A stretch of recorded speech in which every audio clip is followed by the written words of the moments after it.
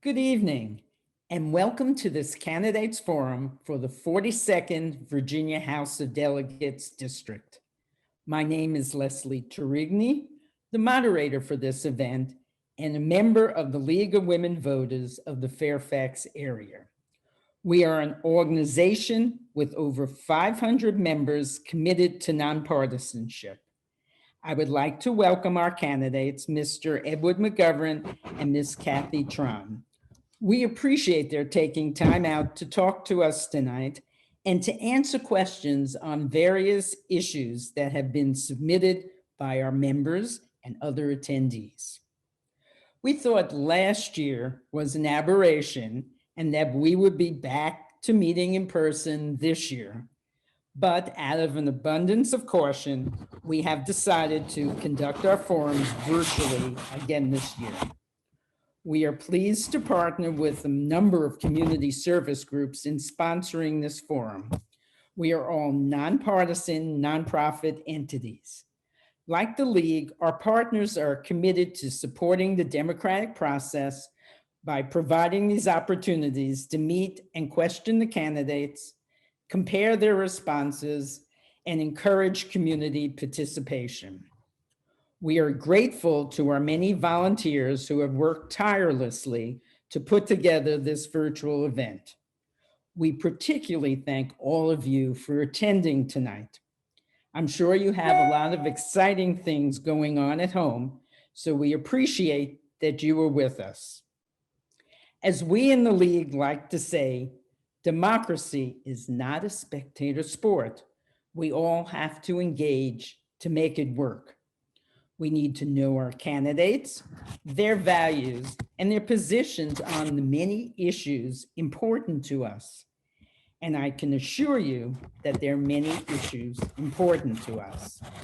We look forward to a lively and respectful discussion of the issues. Let me go over the format. All candidates certified to appear on the November 2nd ballot were invited to participate.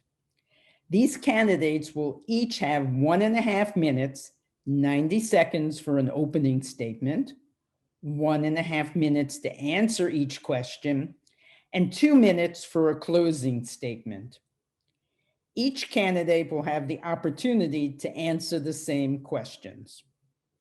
The opening statements will be delivered by the two candidates in the order their names appear on the November 2nd ballot. Mr. McGovern will go first, followed by Ms. Tran. For the questions that follow, Ms. Tran will answer the first question first, and then I'll alternate back and forth between the two candidates as to who answers a question first. The candidates will give up to 1.5 minute answers to your questions. Our timekeeper will provide 30-second, 15-second, and stop alerts to the candidates so that they know when their time is up, and we will follow the timing rules strictly. The League of Women Voters will record this event and make it available on their YouTube channel. After the forum, candidates will be sent a list of the questions that have been submitted, but due to limited time, still remain unasked. They may pose answers to some or all the questions on their websites. And now, let's get started. Mr. McGovern, would you like to make an opening statement, please? Thank you. Appreciate the League of Women Voters providing the forum. I'm Ed McGovern. I am the Republican nominee for delegate here in the 42nd. I'm a retired federal employee. I spent a little under 35 years working with the Department of the Army with resource management, manpower and dollar programming, longtime resident of the 42nd. My wife and I moved here when we came back from overseas, early 90s. My kids grew up here and they went to public schools, ended up graduating from South County a few years after it opened. I was involved with they were growing up with the community with some youth sports, baseball, basketball, did some like director stints. I've liked living here. It's been good. We picked Fairfax County, my wife and I, because we felt the schools were excellent. I have a concern there. Big reason that I am running. I think we are losing focus on academic excellence in the schools. It does not look good. Business environment has changed. We are not #1 for business anymore. That is a problem. People feel less safe. So I want to stay involved with the community. I want to take some positive actions forward. Appreciate it. Thanks. Okay, next up, Ms. Tran, your opening statement, please. Good evening. Thank you so much, Leslie, and to the League of Women Voters and this team for putting on this conversation. It's so important. And I want to appreciate everybody who's joining us tonight for participating in this election. Thank you so much for your time. I'm Kathy Tran, and it has been an incredible honor to represent our community in the Virginia House of Delegates. I am the Democratic nominee again for this position. My husband and I, Matt, have 5 kids, and we live in West Springfield. And I have spent my entire career working to help families achieve their American dream. I spent 12 years as a civil servant at the U.S. Department of Labor, and then went on to work in immigration advocacy at the intersection of immigration reform and workforce development.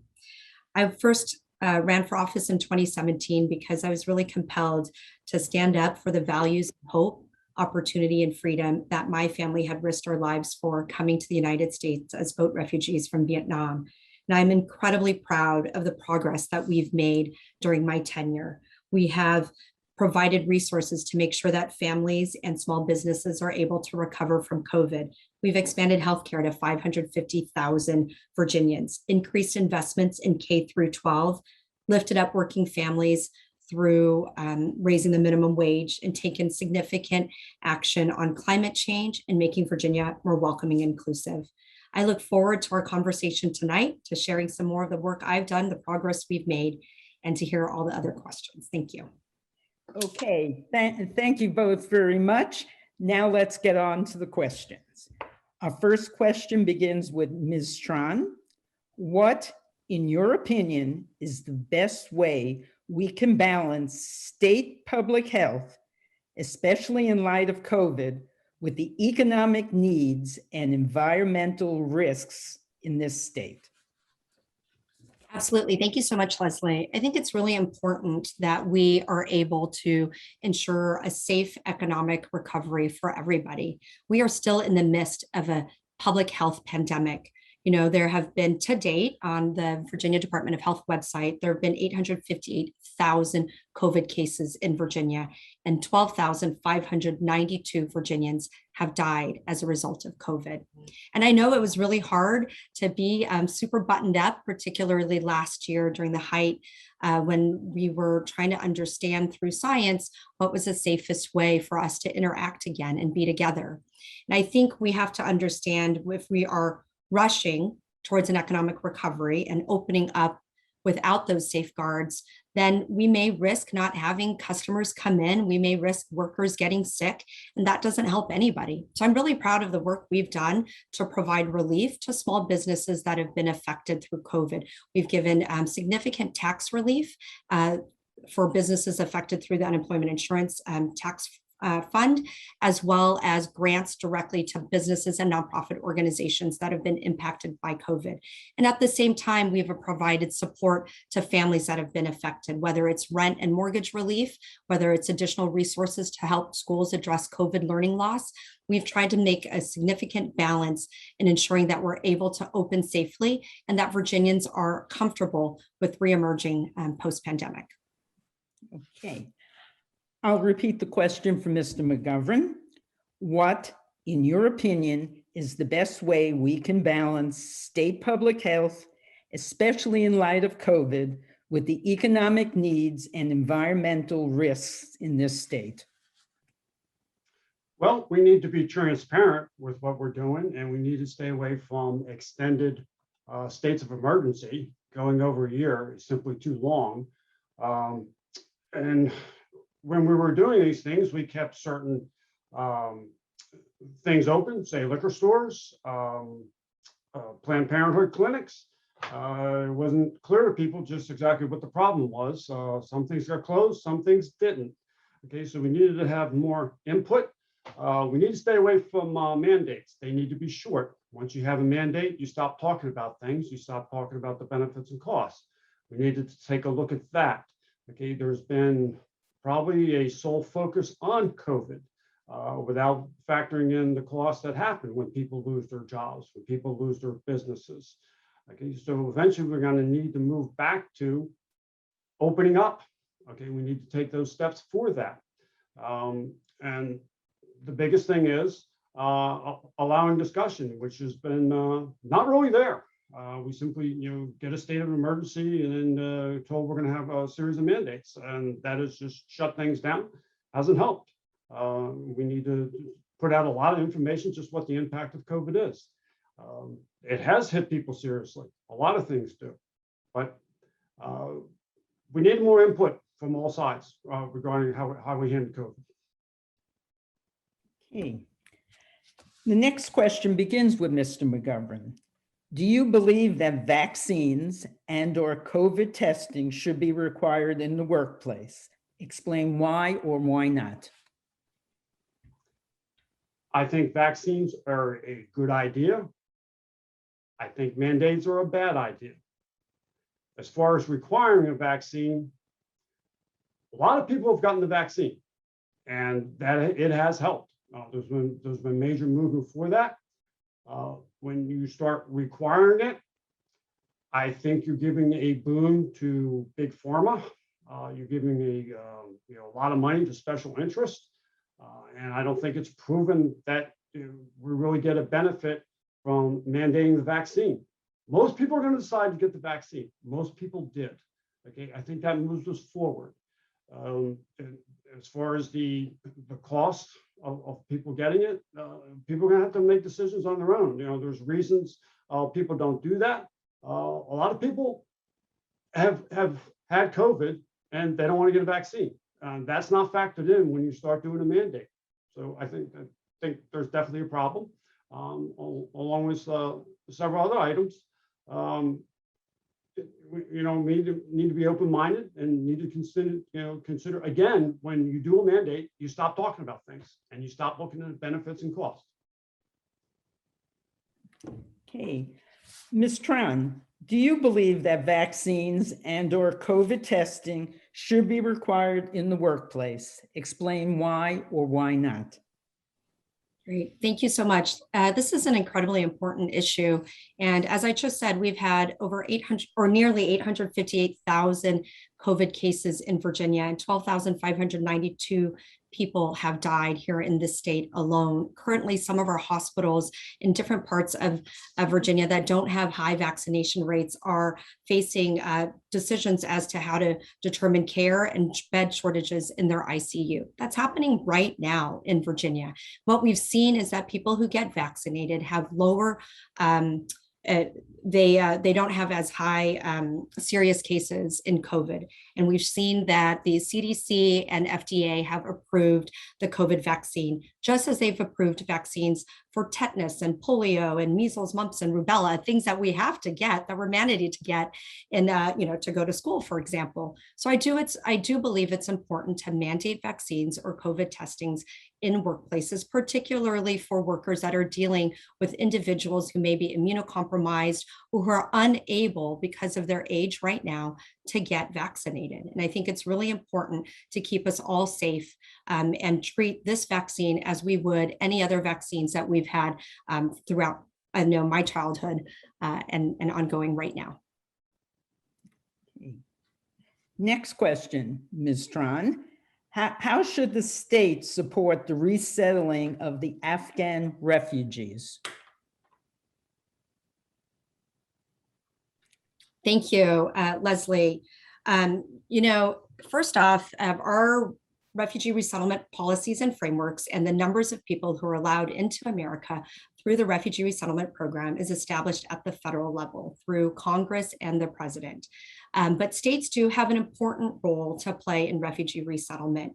And as we have refugees who are coming, facing a humanitarian crisis in Afghanistan, many of whom were partners with the US military during the war there, or who have stood up for human rights and civil rights and are now at risk, are coming here to be resettled. I think it's important that we create a welcoming and inclusive environment for these individuals. I currently, from my own experience coming as a boat refugee, have asked the state to look at the workforce challenges that refugees face. We have sometimes people who are highly skilled, who are able to jump immediately and contribute to our economic growth. And we want to make sure that they're able to do so. What are the challenges and barriers they may face so that we can tap into their talents? And for others, how do we make sure that they're well positioned and have the skills and opportunities to be able to provide for their families? Whether that's looking at English language classes, looking at our workforce training programs, or just making sure that they're well networked. There's a number of different things that we could do as a state. And I'm so glad to see so many of my neighbors directly here in West Springfield being so welcoming and inclusive right now for our refugees. Okay, Mr. McGovern, how should the state support the resettling of the Afghan refugees? Well, we are running for delegate in Richmond, and we don't have much to do with immigration. We will work with the federal government as they come in, but we're going to turn back to them. They're going to give us X number of refugees. We're going to need to make sure that this is not an unresourced requirement that's forced on us. We need to turn back to the federal government very quickly. We pick up federal funds for quite a few things, especially in Northern Virginia, regarding education, transportation, along those lines. One thing we certainly want to do is offer vaccines and do COVID testing. If we have a lot of requirements for folks. We don't want to set up a two-tiered system, which we tend to have a lot of times, especially when we have illegal immigrants coming in. They are not subject to the same rules as most other folks. Again, we've been bringing in refugees into Virginia. We've been bringing immigrants into Virginia, for quite some time. We're pretty much doing what we're doing. We have to be prepared to get the economy open. And that's important. That's critical to a lot of things, just about anything that you do.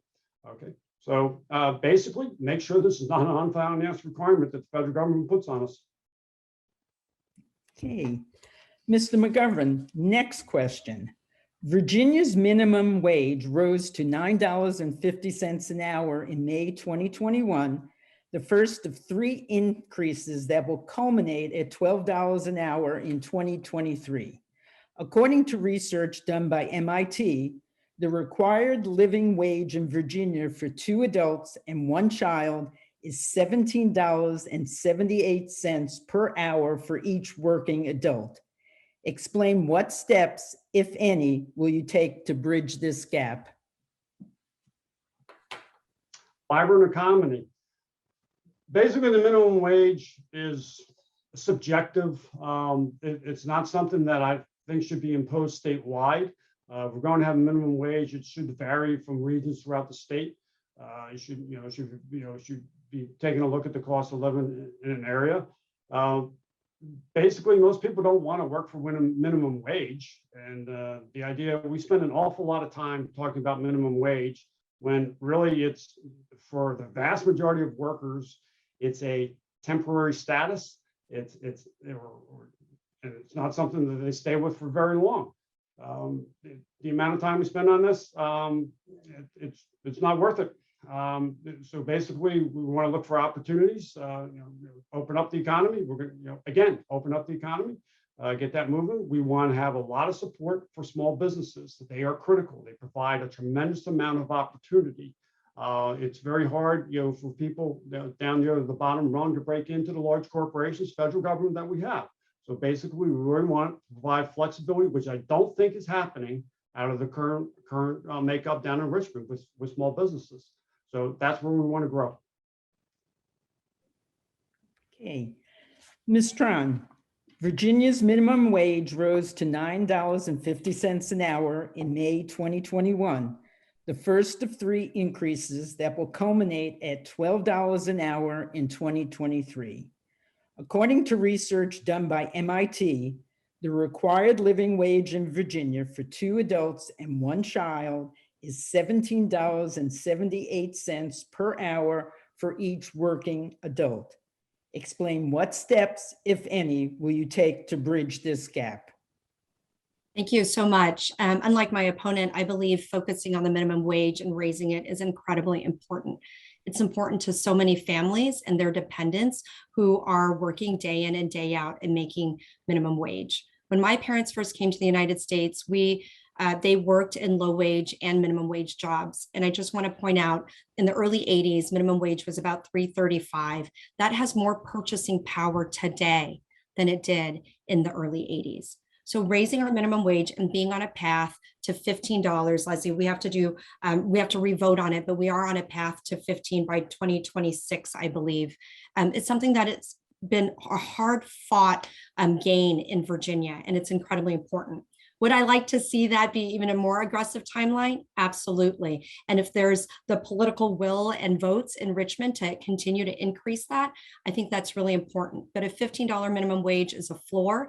And it's also really important to allow localities to be able to set their own living wage, where you have a minimum wage for all of Virginia and the ability for localities to understand what their the economy in their region demands and be able to set that higher. But I think that's a little bit aspirational right now in Virginia. But what you see right now are businesses who are having a hard time hiring, who are raising their wages in order to attract workers. So thank you. Okay, next question, Ms. Tran. What policies would you support to make sure all kids have access to great early learning experiences? Do you support an expansion of early learning programs such as Head Start in Virginia? Thank you. I have 5 kids and was used to serve on the board of the Childhood Developmental Center that my 3 older ones attended. And I firmly believe that having a strong early education experience goes a long way for the rest of your life and your successes. And I think there's a lot of data that backs that up. I'm really proud. In Virginia, we've expanded the preschool initiative to include 4-year-olds, and we're exploring how to fund that for 3-year-olds. We've also expanded funding eligibility for funding we've received through the federal government to make sure that families with just a little bit of a higher income are able to access this support. What we understand is childcare and early childhood education is critical. It is important infrastructure to help our women and working families be able to work, not just for the success of our kids. And so I hope that we will be able to continue to get funding and expand our preschool initiative here in Virginia to some of our most vulnerable families. Okay, Mr. McGovern, what policies would you support to make sure all kids have access to great early learning experiences? Do you support an expansion of early learning programs such as Head Start in Virginia? Well, like a lot of things, Delegate Tran has been working on down in Richmond. This is not a big issue in the 42nd. We have a hardworking, well-off community here in the 42nd, and we have lost focus since we switched over to my opponent as far as focusing on our community. Okay, we have an excellent school system. It was considered excellent right along. Okay, but Mr. Grant, I don't know who the Head Start is for, but it's not a critical here in the 42nd. Just as along the lines that Medicaid expansion is not a critical item or issue in the 42nd. But what happened with that is that a lot of people in the 42nd, self-employed, were hurt with that kind of thing. So the more you're getting government involved with people who don't need it, it hurts it. It takes resources away, and specifically there. Okay, and we're moving along things with a lack of focus. Okay, and we seem to be moving with a lack of focus on academic excellence in the schools. And so why we think the Head Start is going to help there, it doesn't. Okay, we've had the 42nd. We need to be focused on our community here. These issues are for, I'm not sure where they're for. They're not for here. They're for some large city somewhere, not here. Okay, Mr. McGovern, next question. Lack of affordable childcare limits the ability of many women to return to the workplace or continue their education to allow them access to better paying jobs. What policies would you support to ensure parents have affordable childcare so they can work and/or go to school? Again, we're not talking about the 42nd here. My wife and I, we raised our family here. We were part of the community. We see people throughout the community. People handle themselves. They are better off when they are able to use their resources to handle themselves. We don't need constant government intervention. Okay, it's not helpful for the 42nd. As far as my wife and I, she's as far as her career goes, she ended up higher up on the ladder than I did. It is something that you work out as a family, and you're better off being able to utilize your resources and establish yourself. You don't need to get drawn into a bureaucratic mess, which is what happens. You start getting a ton of rules. People want to follow opportunity. Okay, and they have a lot of chances of that around here. Either working for the federal government, being involved with small business, and people have been able to be self-employed quite often here in the 42nd. People need the freedom to work for themselves, and that has worked very well for my wife and I. It's worked very well throughout the 42nd as a community. Okay, Ms. Tran. Lack of affordable childcare limits the ability of many women to return to the workplace or continue their education to allow them access to better paying jobs. What policies would you support to ensure parents have affordable childcare so they can work and/or go to school? Great, thank you. I alluded a little bit to this earlier, Leslie, and in the conversation about preschool. I just want to be really clear. Throughout this pandemic, I've heard from numerous families in the 42nd District who are struggling to pay for childcare and asking if there's any relief. And I was just knocking on doors and chatted with a father who was asking me, is there any way that we could help him with his childcare needs, and was able to provide him the information I mentioned about the expanded eligibility for the federal program.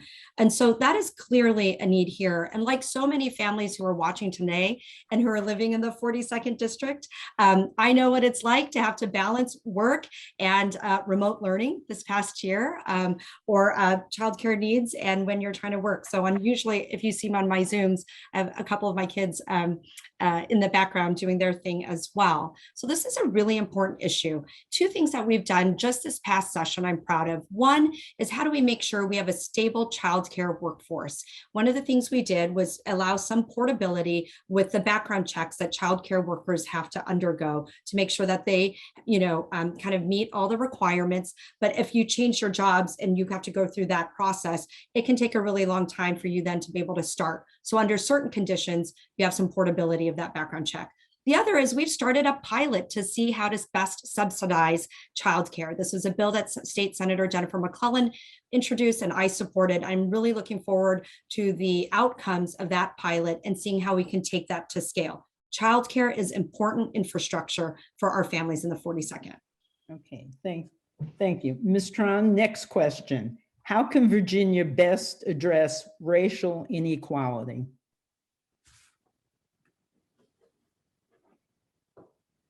And thank you.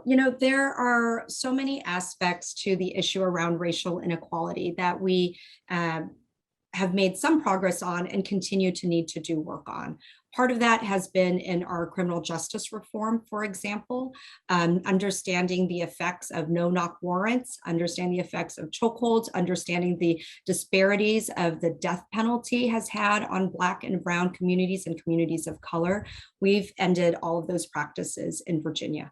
For example, we've increased investments in our education system, particularly in the schools that have at-risk youth. These are often Black and Brown youth and youth of color, and wanting to make sure that those schools that are helping to educate some of our most vulnerable youth get the additional resources they need. We've also increased support for our TANF families and connecting families who are on TANF to workforce opportunities. That was a bill I carried. And lastly, just want to highlight some of our work around healthcare disparities. We have made midwives and doulas more accessible in Virginia, knowing that Black women have high mortality rates, maternal mortality rates, and wanting to make sure that we're able to address that. And the last piece that is critical is the effects that voter suppression has had on our Black and Brown communities. And in Virginia, we have gone from being ranked 49th to being ranked 12th in the country in an expanding access to voting, understanding that voter suppression has no space in Virginia and needing to address that. So those are just some examples. Okay, Mr. McGovern, how can Virginia best address racial inequality? Well, I want to see your exact examples. Yeah, there is some issues going on. Certainly, something that happens as far as the direct impact. You will see that in prisons, crime statistics. Someplace else you will also see it is in abortion. When we have a choice as defined as taxpayer funded through birth. There's certainly disparate impact on some folks, and I think they don't feel too valued or welcome, in Virginia, which I would like to see change. I think there's no question about that. I think we need to have an honest discussion about what's going on. The crime disparities have not been there for very long. If you go back certainly 100 years ago, that the prison population looked a lot different, and I think we might want to see, what happened there. Certainly, as some folks have moved for voting more heavily with the Democratic Party, they have not done well. Whereas before they were much higher up on the economic rung with professional development and educational achievement. So I think you want to stay away from being dependent on the government and look for freedom and establish yourself.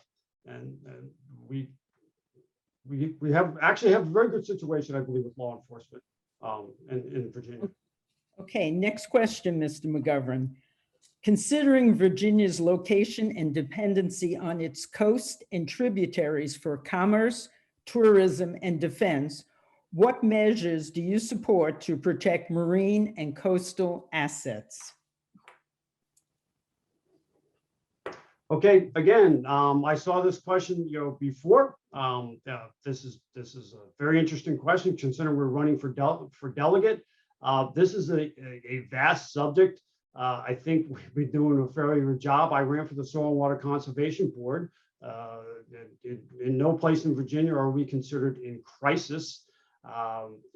We're pretty much status quo as we've gone along, but we do pay attention to it. We want to consider where you put development, but I think we want to shift our priorities to other areas. This is just something that hasn't hit all that well. We really want to pay attention to a vibrant economy, makes everything better, move that along.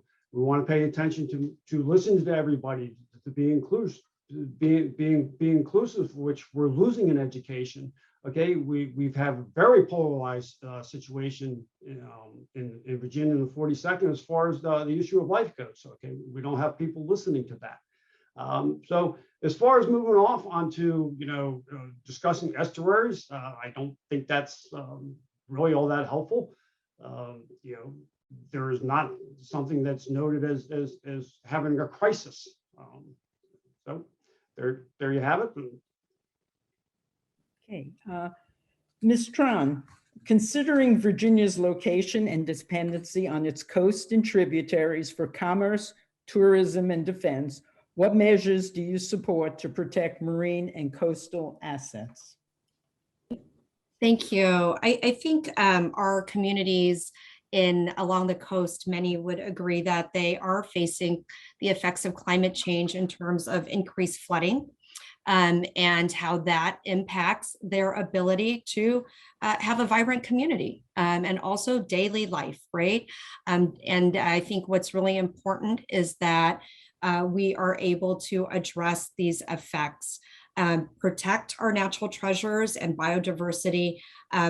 The 42nd is currently, the district is partially bordered by the Potomac and Occoquan rivers, both of which are part of the Chesapeake Bay. And so we have done a couple of things. We've invested historic amount into Chesapeake Bay cleanup and also to helping farmers with their water and soil pollution that affects the bay as well, making sure that they have the resources to meet these goals.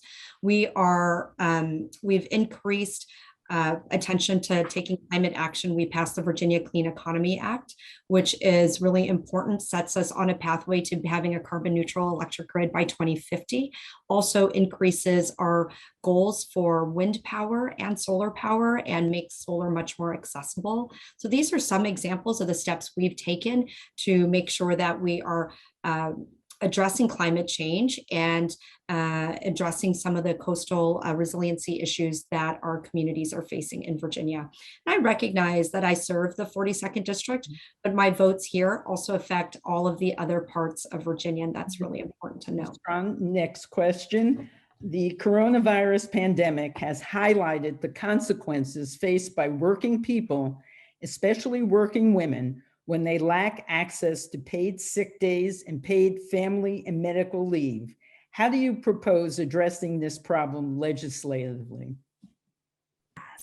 This is an incredibly important question. And this past year, we were able to provide 5 days of paid sick leave for our home healthcare workers.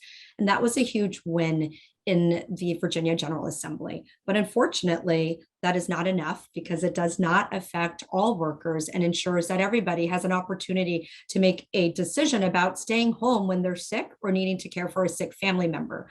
That is also an incredibly important public health issue because you wouldn't want people who are sick to come into the workplace and possibly get others sick, right? That affects people's health. It also affects productivity and so on. Unfortunately, I supported and I wholeheartedly support making sure that Virginia offers paid sick leave and paid family leave. We were able to pass those two bills out of the House, and I supported them, but they failed in the state Senate. So right now we have the votes in the House, but we don't in the state Senate, and it requires a little bit more education, I think, with our state senators in terms of why this is important from a public health perspective and an economic perspective and such. And so I think that's a conversation that I'm willing to continue to have because it's really important to our community here in the 42nd, but also to all workers in Virginia. Okay. Mr. McGovern, the coronavirus pandemic has highlighted the consequences faced by working people, especially working women, when they lack access to paid sick days and paid family and medical leave. How do you propose addressing this problem legislatively? Well, this is something that goes on for quite a while. I think government getting involved in running businesses is a bad idea. It makes it too close. What tends to happen is that we get more big corporations, big business, and smaller businesses are hurt by this. This is borne out. You'll see people down in Richmond who run small businesses, Republican and Democrats, don't like to see the flexibility taken away from running a small business. Generally, larger businesses and the federal governments provide this, and this is fine. Now, an example of an organization that does not seem to want to provide paid sick leave because it says it has a cost and it's hard to deal with is Planned Parenthood. They're not interested in providing that. It's a classic case of there's a business, they're saying, hey, this is a cost. We don't want to bear it.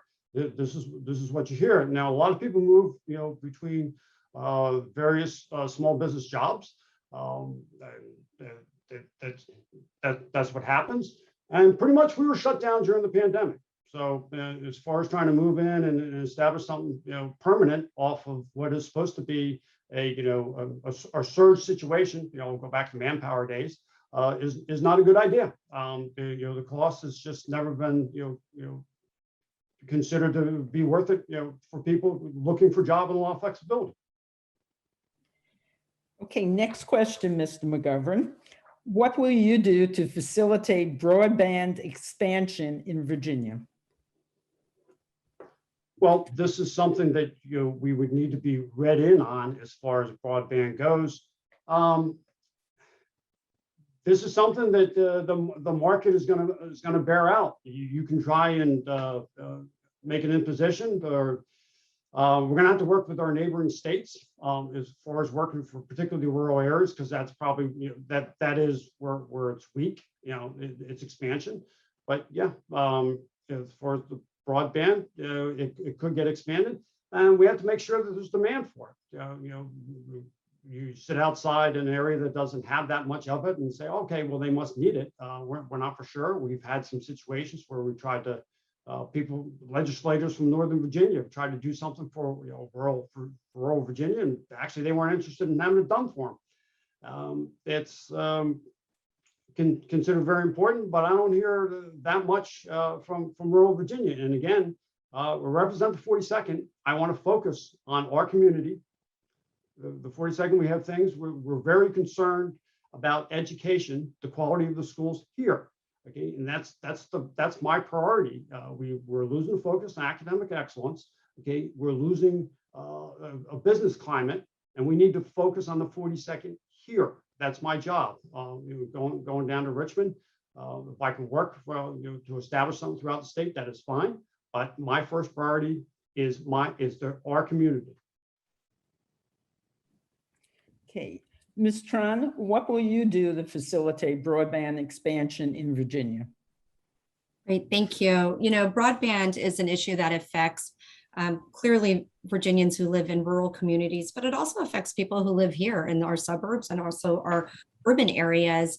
Throughout this pandemic, we saw the importance of broadband, the ability to work remotely if you had that option in your job, the ability to learn remotely because our schools were closed for safety purposes. We had students who were sitting outside of our public libraries. I'm right here in Fairfax County trying to access the internet.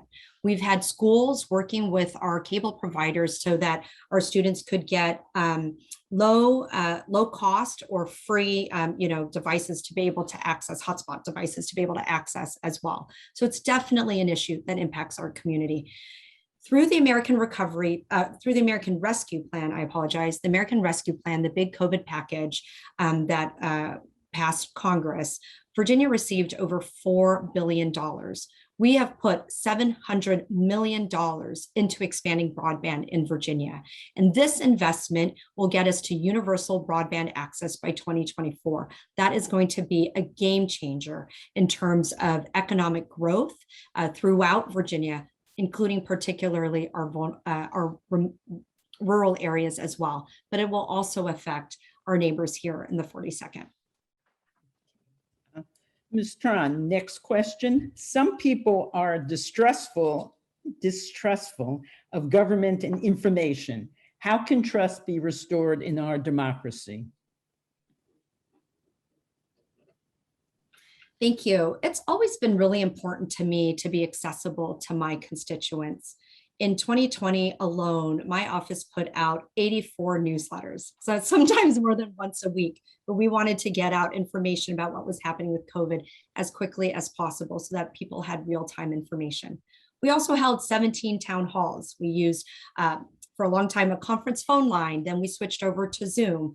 Prior to the pandemic, I hosted town halls in person. And so 84 newsletters, 17 town halls in 1 year, trying to understand the inputs and concerns and priorities of the constituents and neighbors. And it was also really important for me to share that information about the work I'm doing and what's happening in Virginia. So if you're watching in the 42nd District, I hope you sign up for my newsletter.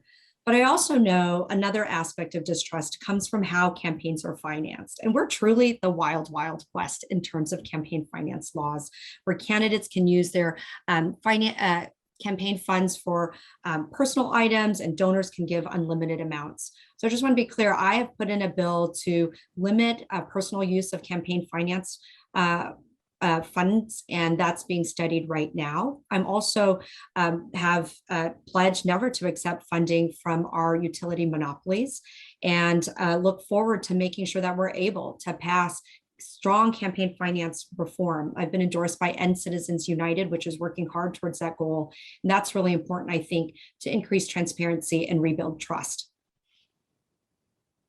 Okay. Mr. McGovern, some people are distrustful of government and information. How can trust be restored in our democracy? Well, to start, we should probably start remembering that we live in a republic and not a democracy. I think there's an issue when we constantly hear that. Something else, we get a lot of directives and things that we have to do from political leaders, and then we turn around and find out no, they're not wearing masks.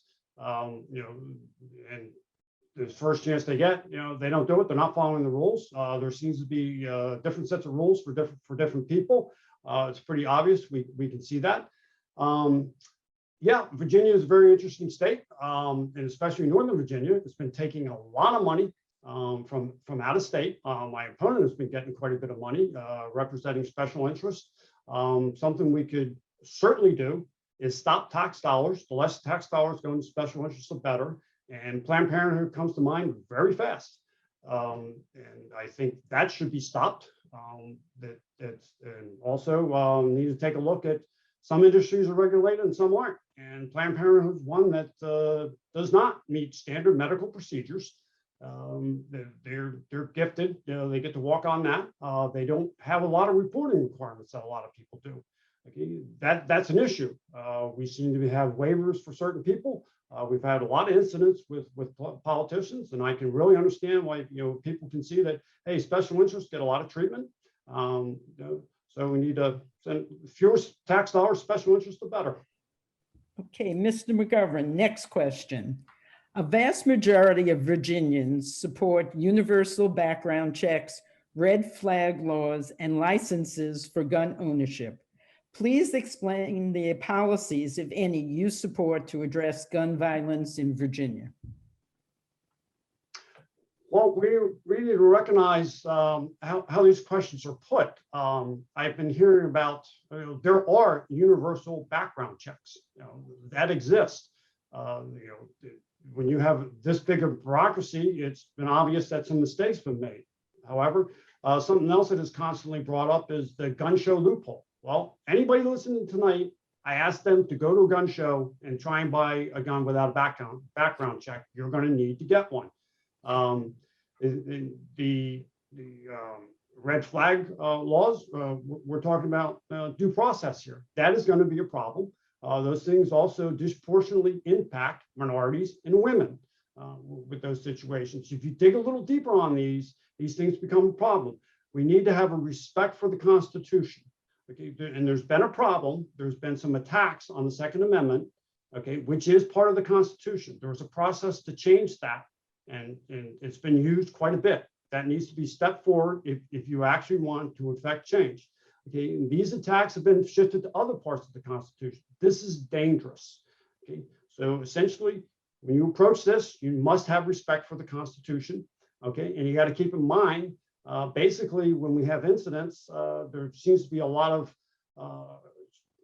impact on law-abiding citizens that don't have anything to do with what happened with gun violence. There is a proven method for reducing gun violence. Put people in prison. It's a small number of people. Okay. Ms. Tran, a vast majority of Virginians support universal background checks, red flag laws, and licenses for gun ownership. Please explain the policies, if any, you support to address gun violence in Virginia. Great, thanks, Leslie. Virginia is the home of the NRA, and it's been a long time coming for us to be able to pass common sense gun safety policies. So I'm really proud we were able to do that in the last 2 years, some significant ones, and you've identified a couple of them. We've expanded background checks. We haven't gotten quite to universal yet, but we've made significant gains. We have passed a red flag law that has saved lives, making sure that people who might be a harm to themselves or others don't have access to guns until a judge identifies them as being able to then access again. We've closed the Charleston loophole, which gives law enforcement more time to conduct background checks. We've allowed localities to determine their own gun safety policies so that each locality can assess what type or not guns that can be brought into their buildings. We've kept guns away from domestic abusers. We've reinstated the one handgun a month law that was repealed, and Virginia was kind of the center of access to guns in order to run them up and down the eastern seaboard. So I think those are all really important steps that we've taken. They all stand to be repealed if we lose our majority in the House, but those are policies that I support and continue to support ways to make sure in Virginia every year we lose about 1,000 people to gun violence, and we need to make sure that we are keeping each and every one of us safe. Thank you. Okay, Ms. Tran, next question. Virginia ended the past fiscal year with a record $2.6 billion surplus. What are your thoughts about how this money should be allocated? Great, thank you so much. First off, I think one of our, I just want to clarify, because I think I heard earlier a different statement. Virginia is the #1 place to do business. The CNBC found that and gave us that rating. We are the only state to get that rating 2 years in a row. We have also gone from being ranked 50th to being ranked, I believe it's 23rd in the country for workers. So we have proven that we can do well by business and do well by workers, and we can continue that progress. So we've had this incredible surplus, and we also have $1 billion. When I mentioned earlier, we got $4 billion from the American Rescue Plan. We set aside $1 billion in case COVID shifts. So there's a lot of priorities that are going to come up against these funds. And I want to make sure that we continue to provide families and small businesses with the relief that everybody needs to make sure we recover from COVID in an equitable way. So that's a top priority. Second is making sure we continue to invest in our public K through 12. For the first time ever, Virginia is now investing at pre-recession levels in public K through 12, but we need to do more. We need to improve our school buildings and infrastructure, and we need to continue to make sure our teachers are well paid. We have to expand access to healthcare and healthcare coverage. And then also making sure, like I said earlier, looking at how we stabilize our childcare infrastructure, and that so that women and working families are able to go back to work. So those are some of my priorities. Okay, Mr. McGovern, Virginia ended the past fiscal year with a record $2.6 billion surplus. What are your thoughts about how this money should be allocated? Well, Virginia is a very good place to do business, quite possibly if you're well connected. If you're a large corporation, you can see Amazon is coming to Virginia, richest guy in the world. He certainly is not coming here to pay more taxes. But as far as starting a business, Virginia is not that. At one time it was. I have several small business owners around my campaign. They are not happy. They're not doing well. I know people who want to start working out of their house. That's who I'm interested in. Start a very small business. That is very difficult, and getting ever more so, given the makeup that we have down in Richmond. The amount of money that we have there, yeah, we want to look at providing money for schools, for law enforcement. There's several things going on, but we need to take a close look at what's going on. Simply saying you're providing money to education, okay, you need to define what that's for. Okay, we're looking at paying for something like critical race theory, which is highly divisive. Judged by skin color situation, which is, if you talk to parents who feel less and less involved with schools, okay, they're not happy with that. Okay, the money's going for that kind of thing. It's going for a political agenda, along those lines. What we want to do, we want to make sure we have a strong rainy day fund. And we want to, we can cut tax rates, and actually that's going to keep taxes coming in strong. And now we've come to our last question. Mr. McGovern, explain if there are opportunities for Democrats and Republicans to find common ground on any of the issues we discussed tonight. Oh, I think there's certainly common ground for discussion, but we have to approach this across the entire spectrum. We have a problem with the schools with an effort to drive a conservative viewpoint out. I have talked to some supporters of my opponent who say they are just fine with that. I don't think that's her position. However, she has people who want to see conservative viewpoint driven out of schools. Public schools should offer us a complete spectrum. Okay, we need to have that. Something we have not discussed: election integrity. There's a lot of interest in having that. Okay, we can have that. Actually, the percent of people that want to have a voter ID is quite high. There's a lot of people who are tired of the constant questioning regarding the outcome of elections, depending on which other party wins. They don't like that. A very polarizing issue in Virginia in the 42nd, somewhat put us on the map, that we need an explanation for, is the question of choice. As I understand it, the definition of choice with my opponent is taxpayer funded through birth. That's a problem. Okay, we need to be able to talk about that and establish something. We want to look towards having a referendum so we can have a complete set of Virginia values for the 42nd, and where it stands now, it is not. Okay, and I think that would bring a lot of discussion together if we can get a handle on just what the definition of choice is. Okay. Ms. Tran, explain if there are opportunities for Democrats and Republicans to find common ground on any of the issues we discussed tonight. Thank you, Leslie.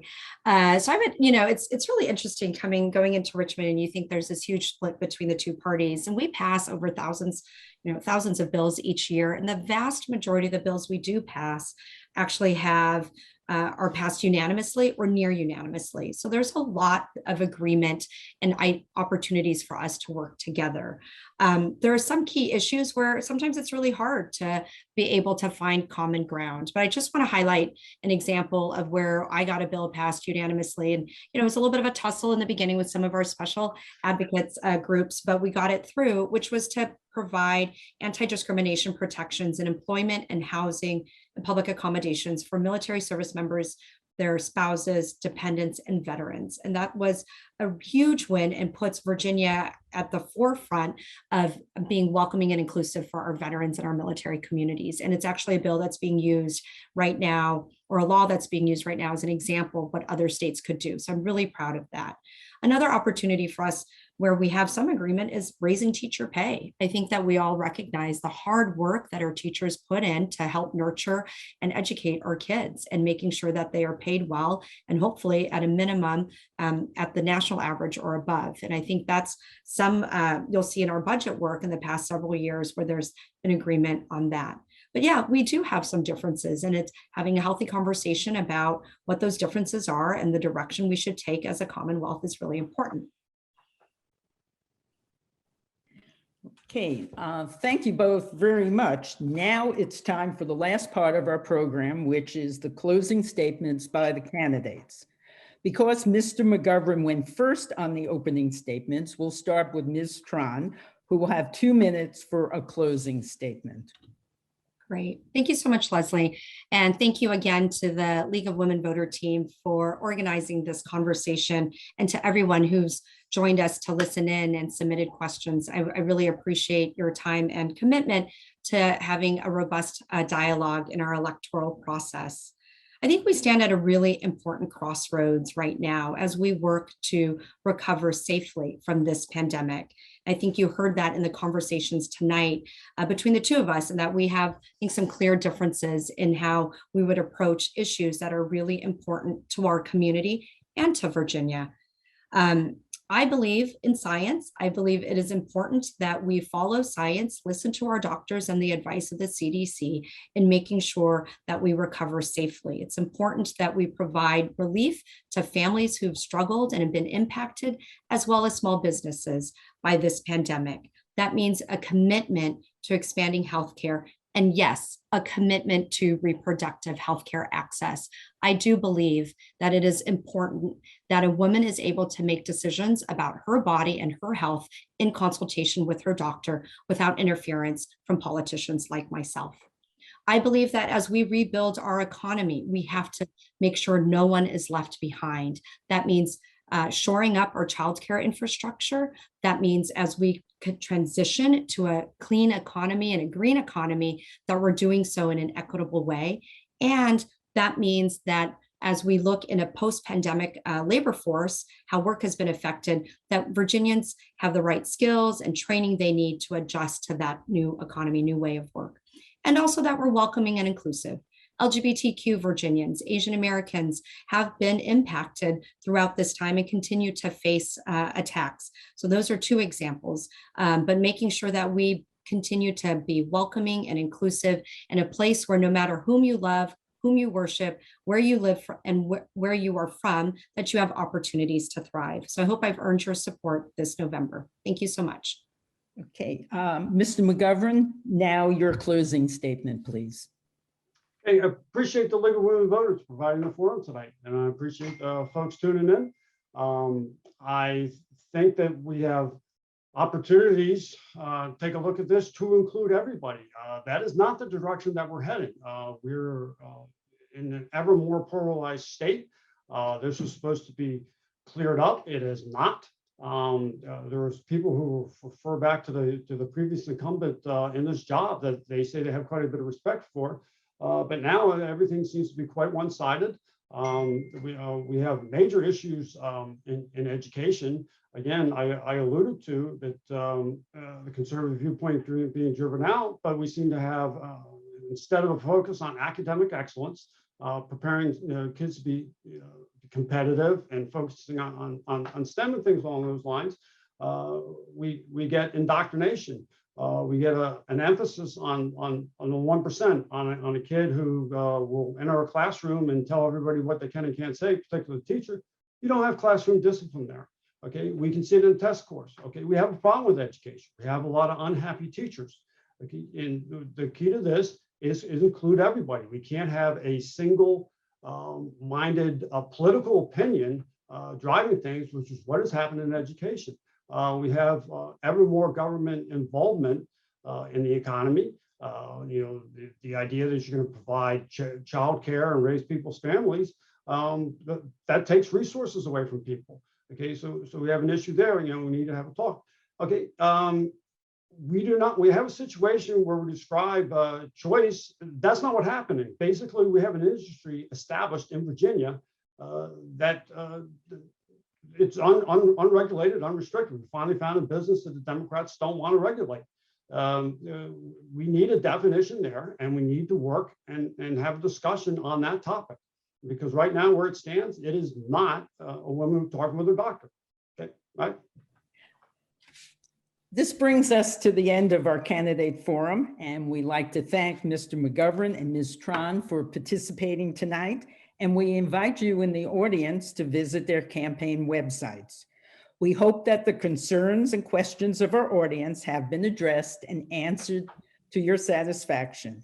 If you still have questions that we could not get to, or if you have any follow-up questions, please go to our website, lwv-fairfax.org, and look for candidate forums. You'll be able to submit questions there. Many election laws have changed this year, and we invite you to check out all the voter registration and election information on our website, as well as on vote411.org. Thank you all for being here. Voting has already begun, so please go and vote and encourage your family, your friends, your neighbors, anyone you know to go do the same. Good night, and thank you all.